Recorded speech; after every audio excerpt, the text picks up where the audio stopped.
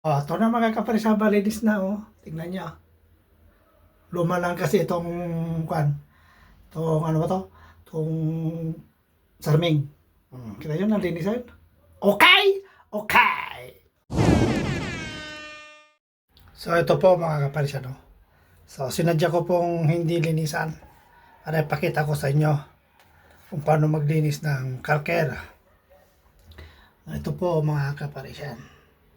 Gagamit lang tayo ng Prodway. Ito po yung Prodway na mas maganda.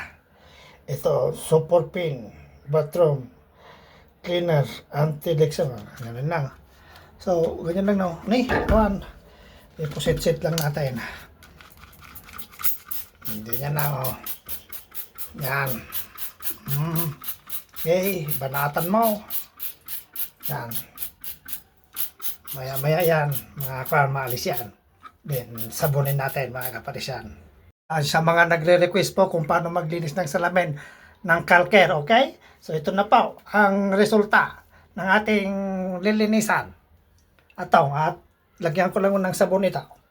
Tingnan nyo, kahit hindi pa nasasabon yan, maalis na yan. Tingnan nyo. Yan lang sabunin natin. Yan lang. At, yan lang, oh. So, sabunin mo lang ng magandang laban. Yan, ganyan lang ang mga kaparisyan. Saan na natin mga kaparisyan? Yan. Wala. Oh, maliwanag na ka. Diba? Oh, panalo na mga kaparisyan.